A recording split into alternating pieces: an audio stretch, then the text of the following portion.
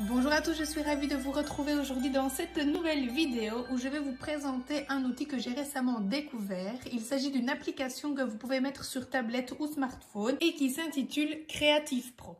C'est une application qui va vous permettre un accompagnement et une approche par les sons. Vous avez donc ici le tableau de bord avec différentes thématiques, des thématiques assez fonctionnelles que vous allez pouvoir utiliser avec des adolescents voire des adultes et des thématiques un peu plus fantastiques que vous pourriez utiliser avec des enfants mais qui ne vous empêcheront pas évidemment de travailler également avec des adolescents et des adultes. Vous avez par exemple la maison, l'extérieur, princesse et dragon, les pirates, le petit chaperon rouge, les émotions, la relaxation, les animaux et l'école. Vous allez donc choisir le thème avec lequel vous souhaitez travailler. Par exemple, si je choisis la maison, j'ai donc ici toute une liste de pictogrammes avec différents sons que je vais pouvoir utiliser pendant ma séance. Je vais vous faire écouter par exemple un son.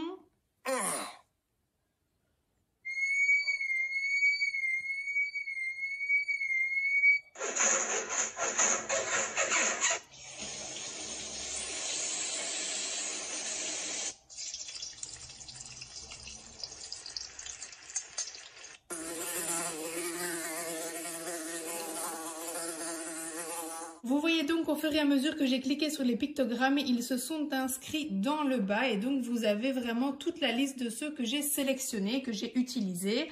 Vous allez donc pouvoir par exemple créer des histoires, demander à vos patients d'oraliser, d'inventer une histoire avec des sons.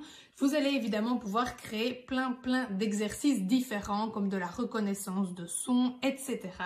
Bien évidemment, vous allez pouvoir créer des fiches séances pour pouvoir permettre à votre patient d'enregistrer sa séance, mais également de lui envoyer si vous souhaitez par exemple travailler à distance ou bien si vous souhaitez que votre patient réalise un exercice à la maison. Vous aurez ici la liste des sessions que vous avez enregistrées. Et donc pour enregistrer une séquence de son, il vous suffit d'appuyer sur le petit symbole enregistrement.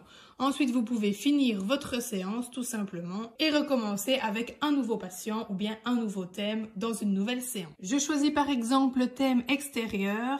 Je vais pouvoir sélectionner mon patient et commencer ma séance comme je vous l'ai expliqué. C'est donc une application que vous allez pouvoir utiliser seule et qui vous permettra un très grand nombre d'activités.